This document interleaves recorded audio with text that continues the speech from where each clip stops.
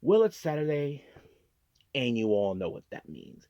If you probably know, this is going to be a one review episode only. So we're going to focus only on AEW's last pay per view of 2025, World's End. So we're going to go from A to Z on this one, starting with the 0 hour matches, of course. So those may not be exciting for all of you, but they're really fun to watch. But also, we're going to be going through the main card featuring, of course, the semifinals and the finals of the Continental Classic. We have, of course, some grudge matches and, of course, some title matches. So we're going to go through all of it. To wrap up this entire episode, we're going to be doing some news updates to give you guys updates on what's been happening in the world of pro wrestling, such as what events and promotions are thrown out, who's booked, what matches are set, including developments that are happening in the world of wrestling as we speak. So, let's get ready for another episode of Deleted Wrestle Zone.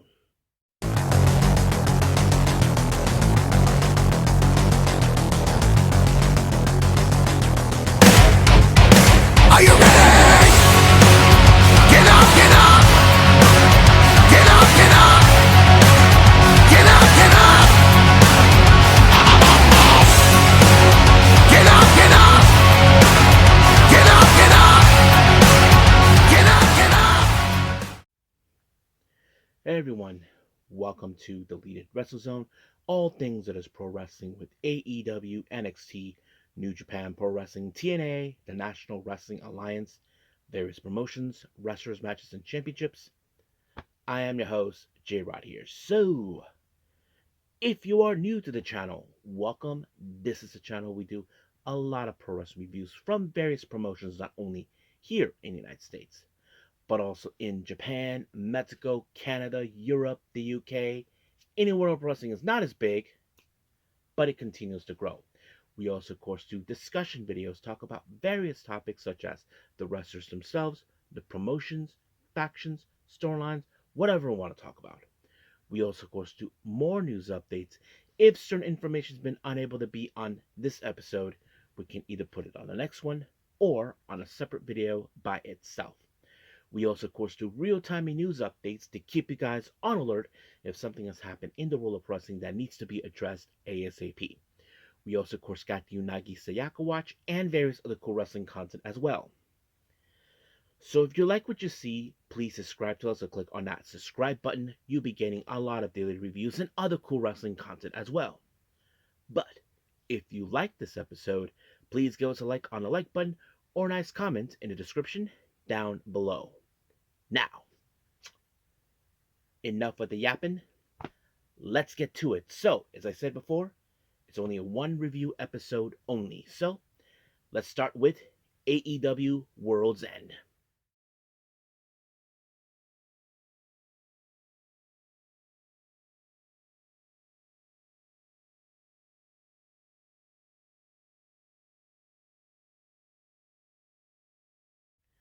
Okay, so as I said before, it's all about AEW's World End. So let's begin with the 0 hour matches. The first one, we have the Sisters of Sin, Sky Blue and Julie Hart, taking on Hyan and Maya World. Now, as you all know, these two ladies, Hyan and Maya World, have been appearing in both AEW and Ring of Honor of late. So basically, we would expect in some capacity that this match was going to fall in favors to, of course, the Sisters of Sin. Obviously, that's what it was. But I have to say they did a pretty good job, if you might add. But the Sister Sins walked out with the victory, all thanks to Sky Blue pinning Hyan, and just like that, 1, 2, 3, done.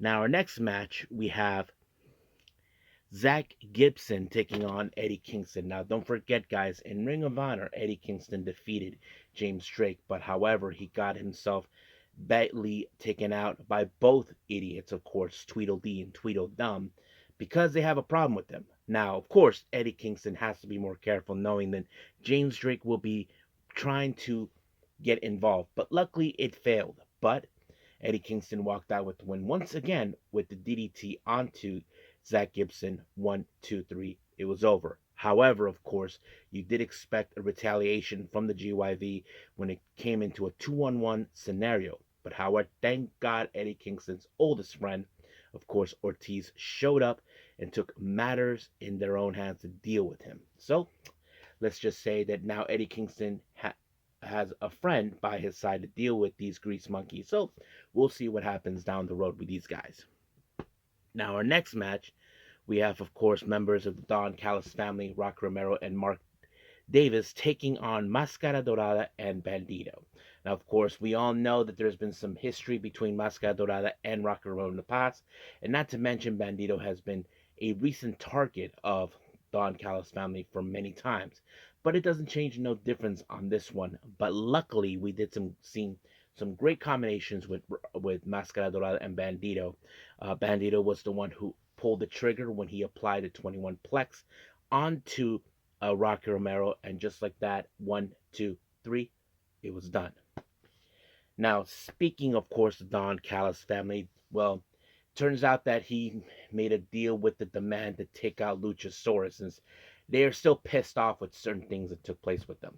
So we had Jet Speed, Mike Bailey, and Kevin Knight teaming up with the Jurassic Express, consistent of Luchasaurus and Jungle Jack Perry.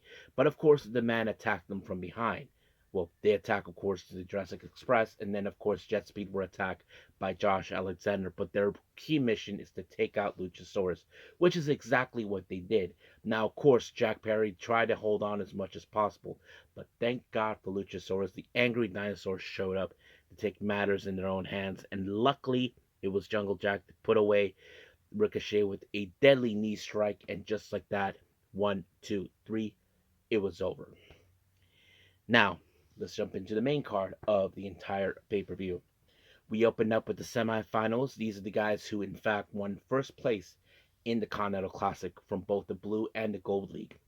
We have Konosuke Takeshita versus Okada. Now, it's no secret that these two men have beef with each other. Okada has been trying to tell Takeshita that he is beneath him, because Okada always trying to place himself that he is in the top of the mountain and Takeshita needs to stay in the bottom. But of course, Takeshita was not going to take any crap from Okada one way or the other. But however, of course, we did see the most despicable thing coming from Okada when he used a screwdriver that was inside the turnbuckle in the middle side. And he used it while the referee didn't see it, and he hit it very well. And just like that, 1, 2, 3, he picked up the win. And of course, Takeshita was down in the count. You wouldn't imagine what was happening. Now, as we continue with more of the semifinals of the Continental Classic, we did see, of course, Kyle Fletcher versus Jon Moxley. Now, Jon Moxley, as you know, he made it through as much as possible, tried to prove his point, because, as you know, he has not had some good successful wins in the Classic. Not since, of course, he lost the AEW World Title and dealing with enemies on all fronts. But one mistake that Kyle Fletcher made was distracting himself, trying to find the screwdriver that always helped him pick up the wins, but it was nowhere to be found. But of course, we all know what happened to that screwdriver. Okada used it and hid it underneath the ring. But while he was being busy, well, let's just say that things didn't go according to plan for Kyle Fletcher, because he ended up being chokehold by him, and of course, referee had no choice but to call the match. And just like that, Jon Moxley is in the finals to take on Kazuchika Okada. Now, our next match is the AEW World Tag Team titles in a Chicago street fight. The Bang Bang Gang, consisting of Ace Austin and Juice Robinson, taking on FTR. As you all know, these two teams have recently been going back and forth with each other. Bang Bang Gang has successfully defeated FTR on many occasions, but in a non-title match setting. And now FTR are getting tired of these guys. But of course, in every match, we know that Weasel Stokely Hathaway was going to interfere no matter what. But the one thing that was funny is, of course, that Juice Robinson used a fire extinguisher to break away from the ankle lock that, of course, Dax Harwood had. But of course, Stokely keeps getting himself involved. But unfortunately, things didn't go according to plan for the Bang Bang Gang when a spike power driver was applied on Ace Austin on 2 occasions, and just like that, 1, 2, 3, done. Now, our next match, the AEW Women's World Tag Team belts are defended for the first time, As you know, Willow Nightingale and Carly Cameron, better known as the Bays of Wrath, defended for the first time against Mercedes Moné and Athena. Now, it's no secret that these ladies had dealt with them before, either, of course, individually or in a tag team setting. But of course, we haven't forgotten it was, in fact, um, Athena that picked up the win onto Willow Nightingale for a chance of these titles. But the real question is, can they pull it off if they win? Well, that would have been obviously what something we would have known. But luckily, Mercedes Monet screwed things up when she put herself in a position when she got rolled up by Willow Nightingale, and just like that, one, two, three, another loss just like that.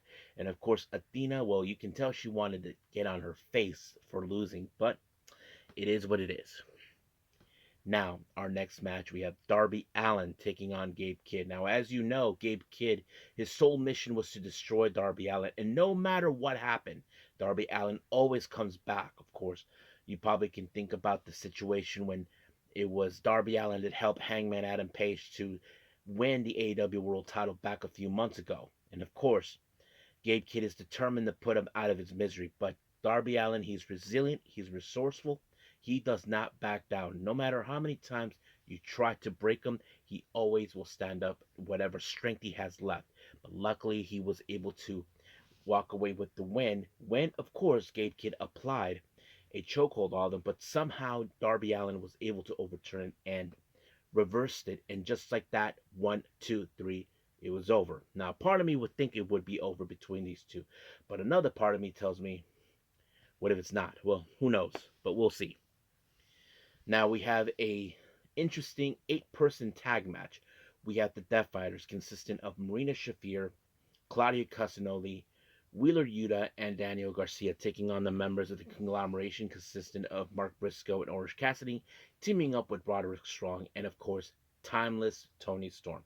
But I have to say there was some interesting moments in this match. I mean, we did see women and men interact in this one. We did see, of course, Claudio applying a John Swing on Tony Storm.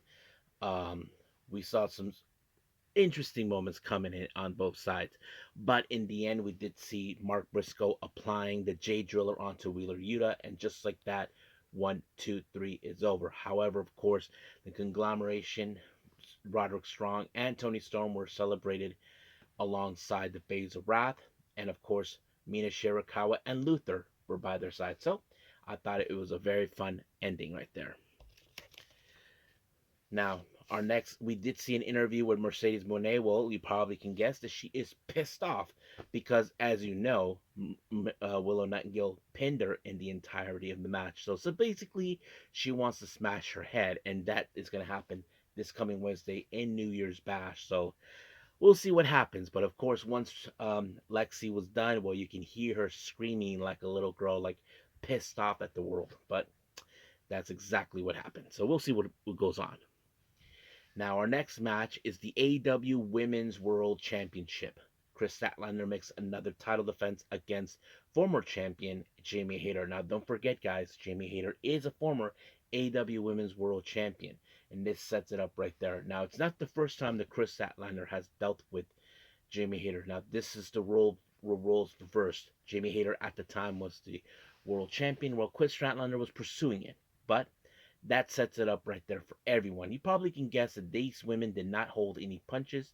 They put each other through every means necessary to take each other out. But in the end, it was in fact Chris Statlander with the Saturday Night Fever, and just like that, one, two, three, she retained the title. Now, our next match is the finals of the Continental Classic, and we will see who walk out as the Continental Champion. Will it be Jon Moxley or Kazuchika Okada? Now, of course, one thing that's interesting, as you all know, we've seen Okada is really a despicable person, likes to pull the finger onto everybody's faces. Well, Jon Moxley decided to show him how he does it himself, and of course, Okada probably doesn't like it too well. But these guys went everything means necessary to take each other out. And of course, Okada tried to cheat his way through by using the belt, but it didn't work in his favor. He did everything humanly possible. But of course, the Rainmaker was dodged on multiple occasions. But it was Jon Moxley with the Death Rider, and just like that, one, two, three, brand new AEW Continental Champion. Now, of course, Tony Schiavone did a little post match interview with John Moxley, and of course, he was celebrated with the Death Riders. But of course, he wasn't going to talk more about the win, all that. But he did make it clear that he wants to make this title more prestigious as it should be. So we'll see what's going to happen. But my other question I'm going to ask, I wonder what's going to happen now with the Don Callis family, knowing that their golden boy, the Rainmaker, lost his title. Well, we'll see what happens. But he is no longer a unified championship. As you all remember, the international championship is in the possession of Okada. So we'll see about that. Now, our main event is the AEW World Championship in a four-way. Swerve Strickland, Hangman Adam Page, and MJF versus Samoa Joe, who is the current champion. Now, remember, all these men, MJF, Swerve, and Hangman are former champions, and that sets it up right there for everyone. Now, of course, we know that Swerve and Hangman are allies in every way possible, but they are no strangers to each other when they face off, because of course Swerve said he doesn't care if it's an ally who is in front of him because he knows he can make him better. But when it comes to people like Swerve, MJF, and Joe, that's a different story, because we all know that MJF has dealt with these men in various occasions. But not to mention, if you all remember, it was Samoa Joe who defeated MJF for the AEW World Title last time, and of course, I'm sure MJF would definitely love to get a little piece of payback for that. But however, of course, Joe was going to have a backup plan. The entire Ops Dojo showed up to ensure, not to mention Hook even showed up. So does Shibata and Powerhouse Hobbs, but all of it backfired. But in the end, we did see that it was in fact a low blow by MJF to Samoa Joe. Then he applied the Heat Seeker, and just like that, 1, 2, 3, it was over. So MJF is now a two-time AEW World Heavyweight Champion. So we'll see what happens from there. So we're officially done with World's End with AEW. Let's move on with our last and final thing, news updates.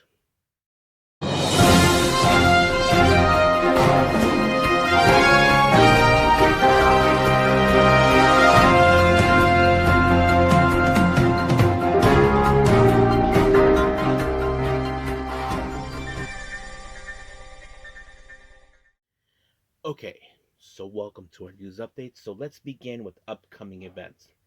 Now, as you know, on January 4th, 2026, West Coast Pro will have Operation Spacola. They just announced the two ladies that were part of the development, of course, starting their careers with them. Miko Alana and um, Amira will be, in fact, facing off each other. So that's going to be a lot of fun.